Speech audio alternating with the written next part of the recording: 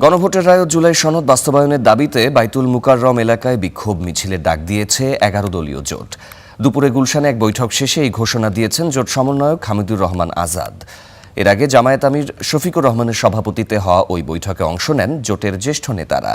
পরে হামিদুর রহমান আজাদ অভিযোগ করেন, সরকারি দল সংসদ পরিচালনায় ব্যর্থতার পরিচয় দিয়েছে। তারা বিগত সরকারের মতোই ফ্যাসিবাদী পথে হাঁটছে। জনস্বার্থে রাজপথের আন্দোলন ছাড়া ১১ দলের আর কোনো বিকল্প নেই বলেও দাবি তার। এ সময় সংসদে সরকারি দলের মুলতবি প্রস্তাব উত্থাপন ও জ্বালানি সংকট সমাধানে ব্যর্থতার সমালোচনা করেন এই জোট নেতা। জানান, গণভোটের রায় বাস্তবায়নে দ্রুত পদক্ষেপ না নিলে ৭ই এপ্রিল দীর্ঘমেয়াদী আন্দোলনের রূপরেখা দেয়া হতে পারে। সরকার যদি দাবি পূরণ না করে, সংসদে সমাধান না করে, ১১ দলের উদ্যোগে আগামী শনিবার ৪ তারিখ ঢাকা রাজধানী বাইতুল মোকাররম উত্তর গেটে বিকাল ৫টায় আমরা বিক্ষোভ সমাবেশ এবং মিছিল করব।